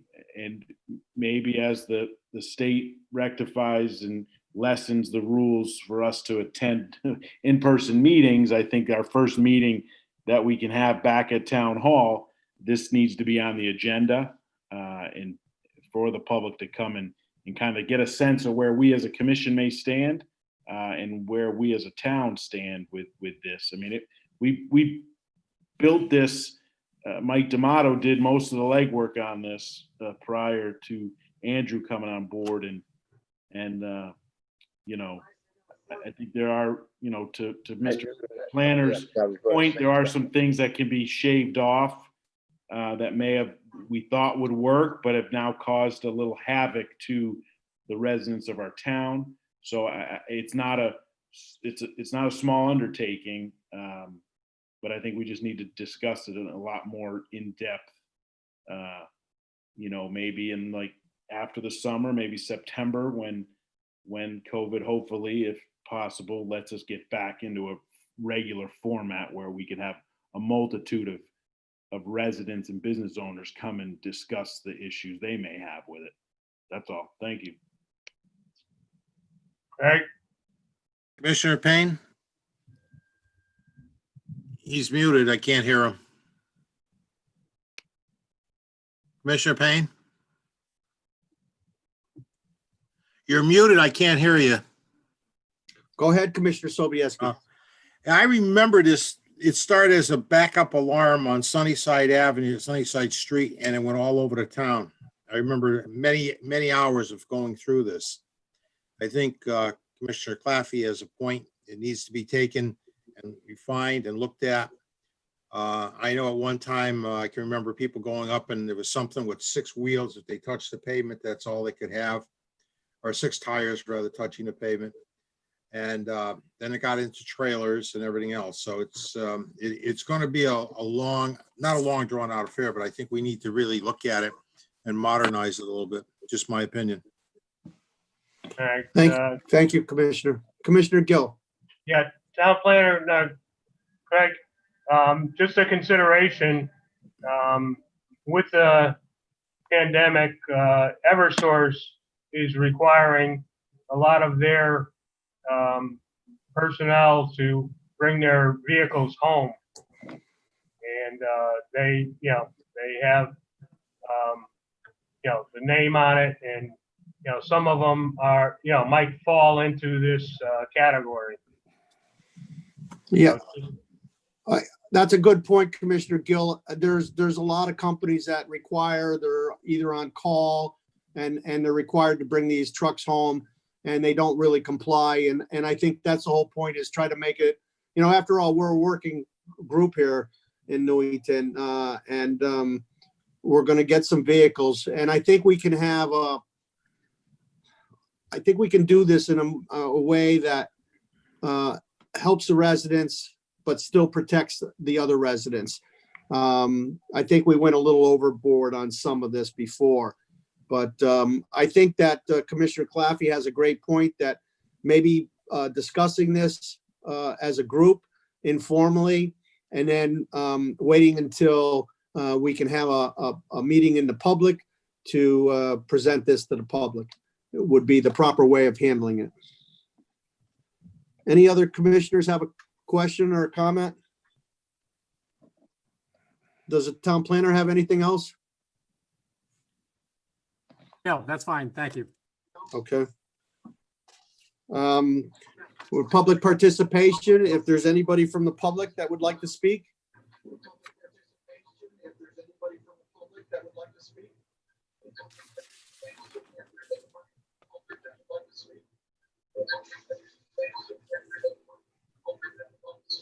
Anybody else from the public? I want to thank everybody. I'd like to thank James for the IT for providing all the assistance for this meeting. I greatly appreciate it. And if there's no objection, I entertain a motion to adjourn. Commissioner Payne, I'd like to personally wish Tom Gill best of luck. I'm glad he's back. I know he was in a hospital for quite a while. I did see it as on TV when he got out. Again, thank you, Tom. Glad to see you back. Thank you, Commissioner Sobieski. Excellent. Yes, welcome back, Tom. It's great to see you back here. I'm glad to be back. Absolutely. Any other commissioner comments? I'll entertain a motion to Make a adjourn. motion to adjourn. Motion made by Commissioner Sobieski, second. Second. Seconded. All in favor? Aye. Aye. Aye. Opposed? Motion carries. Thank you very much, everybody. We'll see you next meeting. Thank Good you. night. Nice. Good night.